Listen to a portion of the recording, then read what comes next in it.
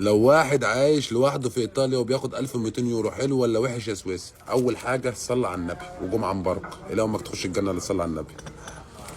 دي تفه قهوه بلبن البط، فاهم ازاي؟ عامله جنيه و20 قرش، اسمها كافيه مكياتو. وهتجيب لك علبه سجاير لو انت بتشرب سجاير ب 5 جنيه ونص، وهتاكل وهتشرب قول ب5 ب 10 يورو في اليوم على حسب مقدرتك وعلى حسب اكل. فهتلاقي نفسك صرفت اخر الشهر اكل وشرب وسجاير، صرفت لك 400 يورو ولا حاجه. وبتقوم قاعد مع 4 5 في قلب السكن، بتدفع لك كام؟ 200 يورو ايجار. ادي كده صرفت لك 600 جنيه. حط 100 جنيه كروت شحن وشويه شرابات وشويه شراط، ادي كده 700 جنيه. ممكن توفر لاهلك 500 جنيه تبعتهم كل شهر. الكلام ده عن ثقه عشان احنا كنا ناس جايين شغالين كده.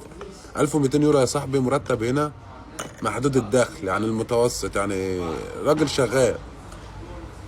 فانت طبعا مش هتعيش في شقه لوحدك، عشان ايجار الشقه لوحده 500 يورو 600 يورو على حسب الزون اللي انت قاعد فيها. فهتضطر تقعد مع 5 6. 5 6 هتدفع لك كام؟ 200 جنيه ايجار بوست لتر.